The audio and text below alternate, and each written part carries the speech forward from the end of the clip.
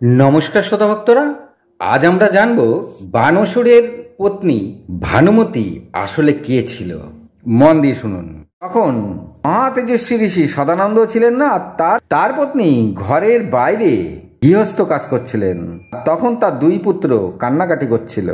তখন পদ্মিনী চিন্তা করলেন, এই বাচ্চা দুটো এত কান্নাকাটি করছে, এদেরকে বড় করে দিলে তাহলে এই মনীষীদের অনেক কষ্ট দূর হবে, আর আমারও রসায়নবিদ্যা আমি শিখেছি কিনা তারও প্রমাণ হয়ে যাবে। এই কথা ভাবতেই পদ্মিনী রসায়নবিদ্যা প্রয়োগ করলেন ওই দুই শিশুর ওপর। তো শ্রোতাভক্তরা, দুই শিশুর ওপর যখনই তিনি রসায়নবিদ্যা প্রয়োগ করলেন, সাথে সাথে দুই বালক 12 বৎসরের ন্যায় হয়ে গেল। পদ্মিনী দেখে আনন্দে লাফিয়ে উঠলেন, বাহ, তাহলে তো আমার রসায়নবিদ্যা আয়ত্তে এসেছে, দেখি তো এই দুজনকে যুবক করা যায় কিনা।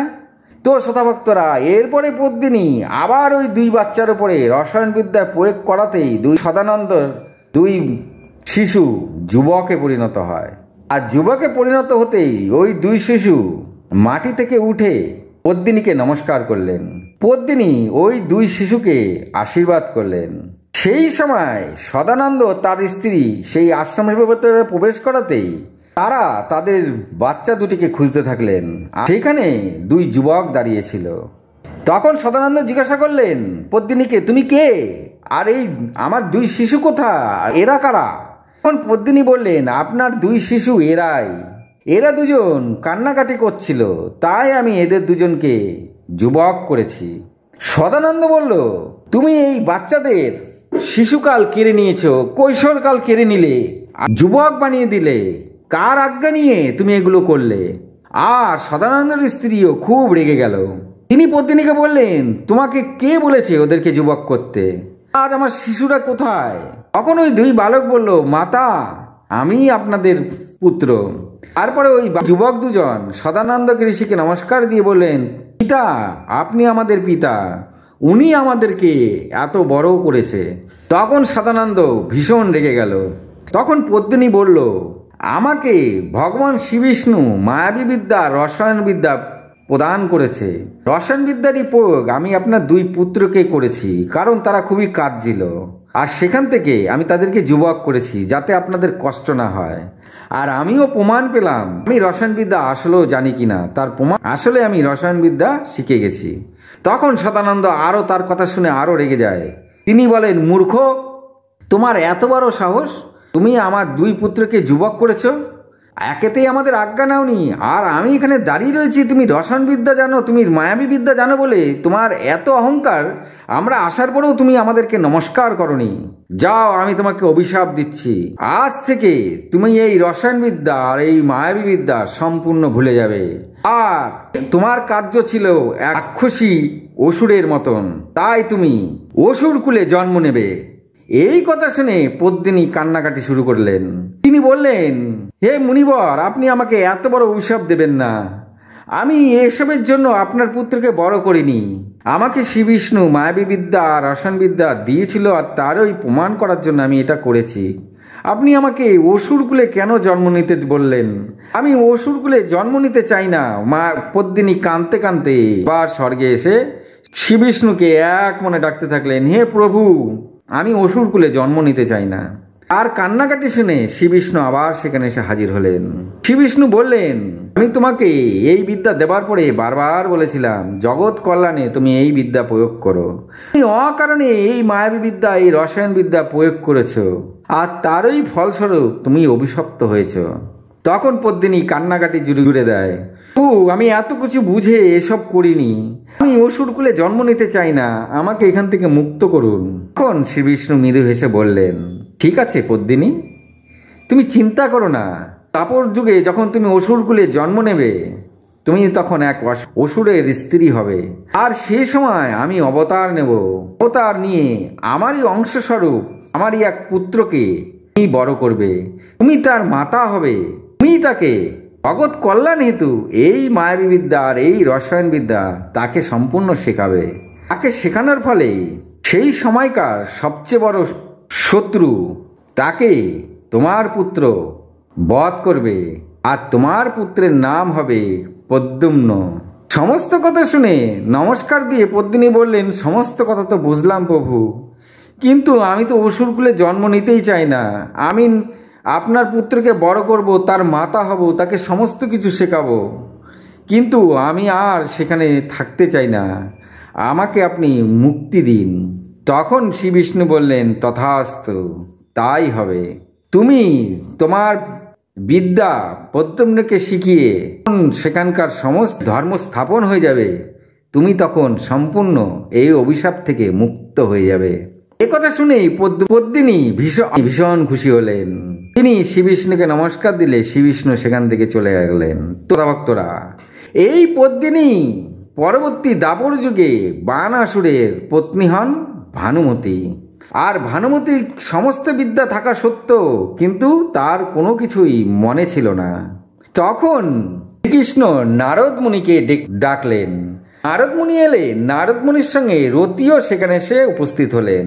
রতি আর নারদ মুনি দুজনেই ভগবান শ্রীকৃষ্ণকে নমস্কার দিলে শ্রীকৃষ্ণ বললেন, রতি, তোমার স্বামী কামদেবের তো জন্ম হয়েছে, আর খুব শীঘ্রই তোমরা দুজন মিলিত হবে। তখন রতি কাঁদো কাঁদো সুরে ভগবানকে বললেন, সে তো সবে জন্ম হয়েছে, এখনো বহুকাল তার জন্য আমাকে অপেক্ষা করতে হবে। তখন শ্রীকৃষ্ণ মৃদু হেসে বললেন, একদমই তোমাকে তার জন্য অপেক্ষা করতে হবে না, খুব শীঘ্রই সে বড় হয়ে যাবে, আর খুব শীঘ্রই তুমি তাকে পেয়ে যাবে। রতি এতে মনে মনে খুবই আনন্দিত হলেন আর বললেন, প্রভু, কি করে সে খুব শীঘ্রই বড় হবে? তখন শ্রীকৃষ্ণ নারদ মুনিকে সমস্ত ঘটনা খুলে বললেন। তারপরে নারদ মুনিকে আজ্ঞা দিলেন, তুমি যাও আর ভানুমতিকে গিয়ে বলো, ওই পদ্মকে মারার জন্য সম্মাসুর আসছে, আর তাকে তার মায়াবী বিদ্যা আর রসায়ন বিদ্যার কথা মনে করিয়ে দাও। ভানুমতিকে মনে করিয়ে দিলেই তার মাতৃস্নেহ পদ্মুম্নের ওপরে সম্পূর্ণরূপে রয়েছে। তখন মায়াবী বিদ্যা, রসায়ন বিদ্যা সমস্ত কিছু মনে পড়ে যাবে। মনে পড়তেই পদ্মুম্নকে বাঁচানোর জন্যই ভানুমতি তাকে যুবক করে দেবে, আর সেই সাথে রসায়ন বিদ্যা আর মায়াবী বিদ্যার সম্পূর্ণ জ্ঞান পদ্মুম্নকে প্রদান করবেন। একথা শুনে নারদ মুনি ও রতি একসঙ্গে ভানুমতির কক্ষে এলেন। সেখানে বানাসুর এক জায়গায় স্থিরভাবে রয়েছিল, তিনি নড়তে চড়তে পারছিলেন না। ভানুমতি পদ্মুম্নকে রেখে তিনি স্বামীর সেবা করছিলেন। সেই সময় এখানে নারদ মুনি এলে ভানুমতি তাদেরকে নমস্কার দিয়ে বললেন, আপনারা আমার কক্ষে এসেছেন, না খেয়ে কিন্তু একেবারেই যাবেন না। তখন নারদ মুনি মৃদু এসে ভানুমতিকে বললেন, শুনেছি আপনার রান্না নাকি খুবই সুস্বাদু, আজকে তো আমি খাবই। এতে ভানুমতি খুবই খুশি হয়। তখন রতি বললেন, এই পদ্মুম্ন আসলে আমার স্বামী, তিনি হলেন শ্রী বিষ্ণুর অংশ কামদেব, তাকে দেখার জন্যই আমি নারদ মুনির সঙ্গে এসেছি। এই কথা শুনে ভানুমতি আশ্চর্য হলেন, বললেন, তা কি করে সম্ভব? শিশু তো আমার পুত্র, আমি তার মাতা, শ্রী বিষ্ণুর অংশ হবে কি করে, আর সে তোমার স্বামী বা হবে কি করে? তখন নারদ মুনি ভানুমতিকে তার সমস্ত কথা মনে করিয়ে দিলেন। সমস্ত কথা মনে পড়তেই ভানুমতির রসায়ন বিদ্যা ও মায়াবিদ্যার সমস্ত জ্ঞান এসে গেল। তখন নারদ মুনি বললেন, সম্মাসুর মারার জন্য 7 দিনের যজ্ঞ করছেন। 7 দিনের যজ্ঞ করলেই পদ্মুম্ন আর তাকে মারতে পারবে না। তাই তার যজ্ঞ সম্পন্ন হওয়ার পূর্বেই এই পদ্মুম্নকে যুবক করতে হবে, আর তাকে সমস্ত জ্ঞান প্রদান করতে হবে। সেই সময় ভানুমতি পদ্মুম্নের মাতৃস্নেহে অন্ধ ছিলেন। তিনি পদ্মুম্নকে নিজের বুকে জড়িয়ে ধরে বললেন, নারদ মুনিকে নমস্কার দিয়ে বললেন, তবে আমি এখনই ওকে যুবক করে দিচ্ছি। ভানুমতি পদ্মুম্নের ওপরে রসায়ন বিদ্যা প্রয়োগ করে তাকে সম্পূর্ণ যুবক করলেন। পদ্মুম্ন বড় হতেই কামদেবের রূপ পেলেন। কামদেবকে দেখেই রতি দূর থেকেই খুবই আনন্দিত হলেন। তিনি দূর থেকেই কামদেবকে দেখে এখনই তার কাছে যাবেন। তখন নারদ মুনি তাকে থামতে বলল এখনই তার কাছে যাবেন না, সম্মাসুরের মৃত্যু হওয়ার পরেই আপনি তার সঙ্গে দেখা করবেন। এ কথা শুনে রতি নিজেকে আশ্বস্ত করল। এরপরে নারদ মুনি ও রতি সেখান থেকে চলে গেলে তখন ভানুমতি কামদেব অর্থাৎ পদ্মুম্নকে নিজের বুকে জড়িয়ে ধরে বললেন, আমার পুত্র, আমার পুত্র। পদ্মুম্ন তেমনি মাতাকে জড়িয়ে ধরে বললেন, মাতা, এত তাড়াতাড়ি যুবক করেছেন কেন? আমাকে এত স্নেহ করছেন কেন? তখন ভানুমতি বলল, তোমাকে মারার জন্য আমাদের সম্রাট সম্মাসুর আসছে, তাই তোমাকে খুব শীঘ্রই বড় করা দরকার ছিল পুত্র। এরপরে তিনি প্রদ্যুম্নকে মায়াবিদ্যা আর রসায়নবিদ্যা সমস্ত বিদ্যা প্রদান করলেন, আর সেই সাথে তিনি নাগদেব, গন্ধর্বদেব আরও নানা দেবতাকে আহ্বান করলেন। তারা আসতেই ভানুমতি বললেন, আপনারা প্রদ্যুম্নকে আশীর্বাদ করুন, তিনি যেন বিজয়ী হন। তারা সবাই একে একে আশীর্বাদ করে চলে গেলে প্রদ্যুম্ন মাতাকে আবার জিজ্ঞাসা করলেন, আমাকে কিসের জন্য এত তাড়াতাড়ি বড় করলেন, আর এত অস্ত্রবিদ্যা কেনই বা আমাকে প্রদান করলেন? তখন ভানুমতি বলল, সময় আসলেই বুঝতে পারবে। এই কথা বলে তিনি প্রদ্যুম্নকে নিজের বুকে জড়িয়ে ধরলেন। প্রদ্যুম্ন খুবই আনন্দে মাতাকে জড়িয়ে ধরে মাতাকে জিজ্ঞাসা করলেন, মাতা, আপনি আমাকে এত তাড়াতাড়ি বড় করে ফেললেন আর আমাকে এত বিদ্যা দিচ্ছেন।